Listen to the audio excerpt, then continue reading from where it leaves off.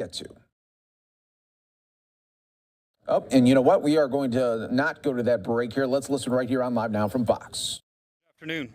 My name is Sean Leet. I'm co-founder and chairman of Horizon Maritime Services and a director of Miabokek Horizon Maritime Services.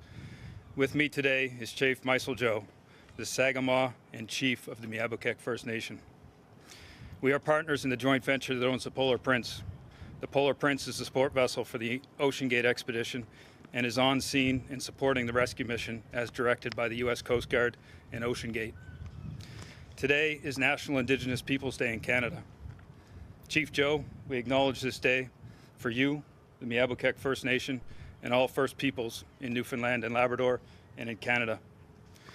On behalf of myself, Chief Joe, and everyone at Miabokek Horizon Maritime Services and Horizon Maritime Services, I want to say first that our thoughts and focus remain with the crew of the Titan and their families.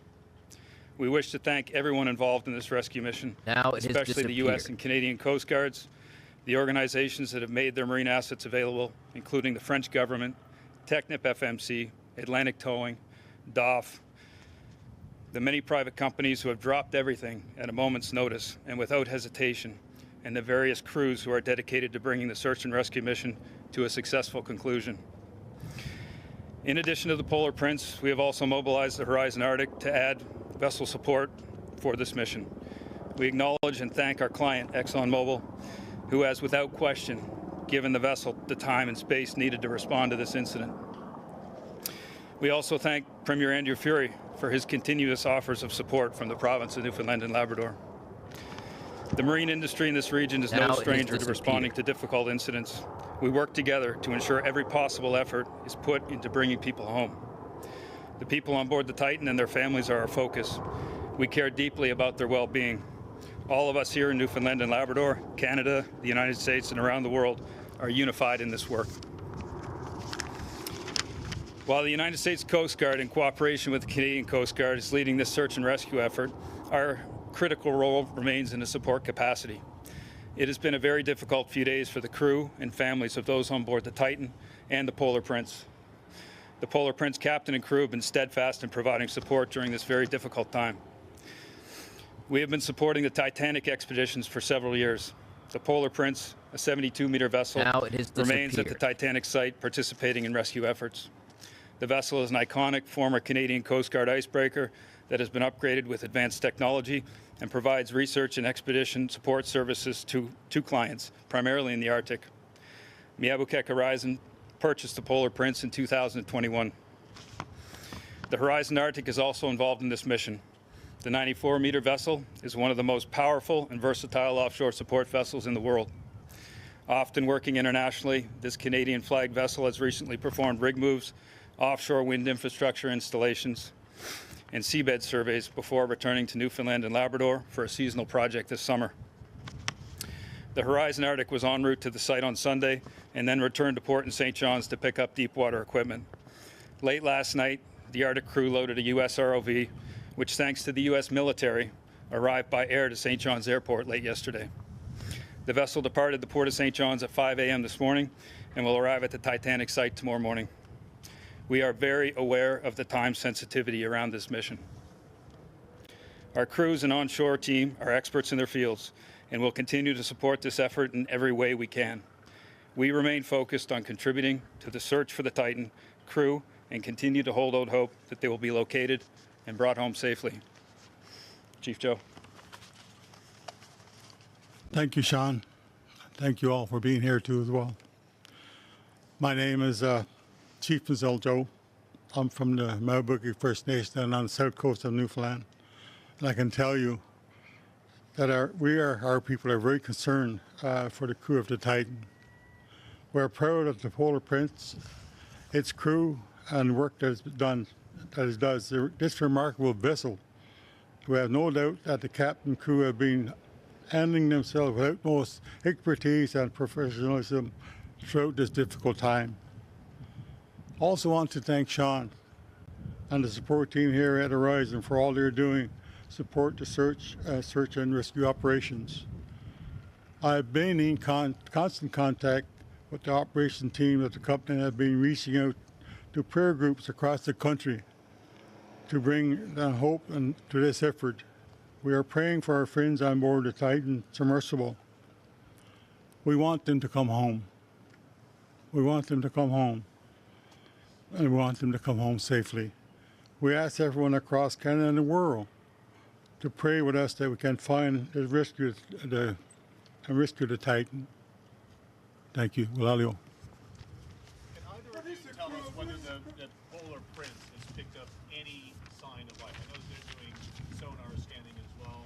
We've heard about the banging noises that the Poseidon picked up. Has the Polar Prince heard anything? Do you have any sense from your technology? So the U.S. Coast Guard's leading the search and rescue effort, as you know. We're taking our direction from them, and all the communications are flowing back through them.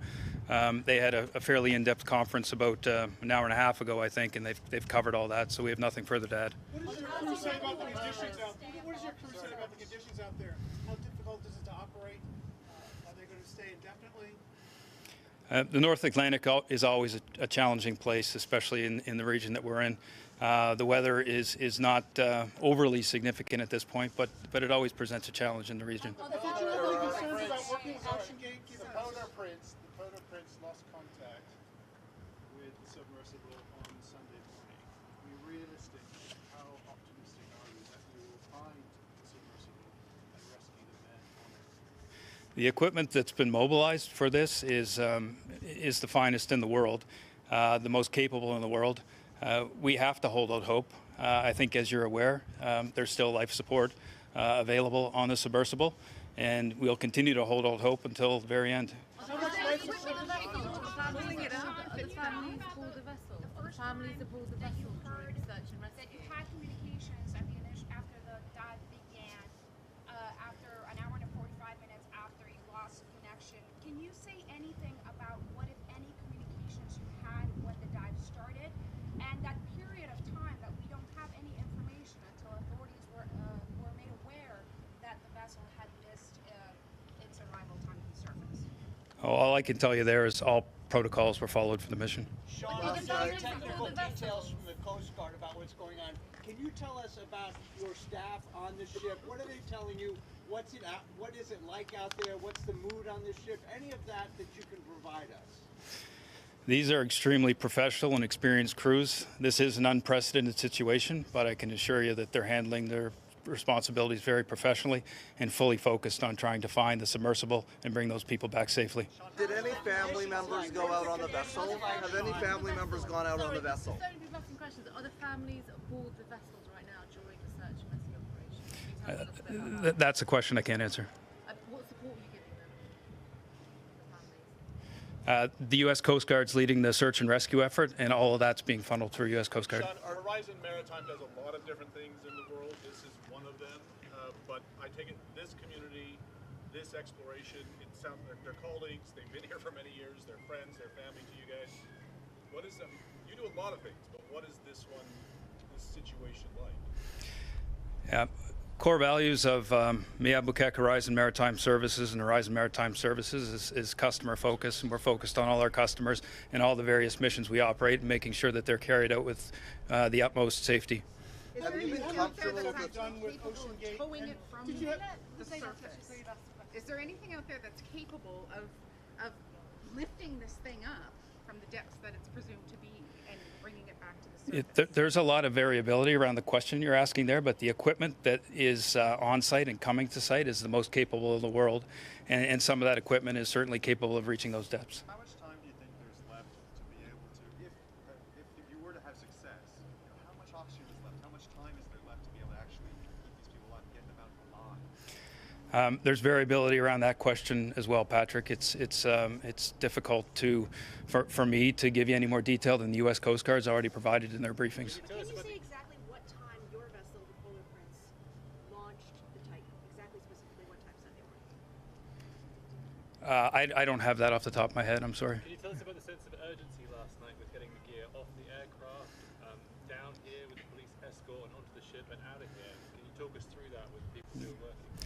Yeah, I've been in the marine industry since a very young age and seen a lot of different situations, and I've never seen equipment of that nature move that quickly. The response from the U.S. Coast Guard, the U.S. military, the folks at the airport, the people here. Various companies were involved in the mobilization of that equipment to the Arctic. It was done flawlessly. Can you give us more details about what kind of equipment that was? It's a deepwater ROV. And can you tell us how long will the polar prince stay out in that search area? The crew that was, I guess, expected to only be out there for 8 days or so. How long can it stay out? How long will it stay out during the search effort? It'll stay out until the search is completed.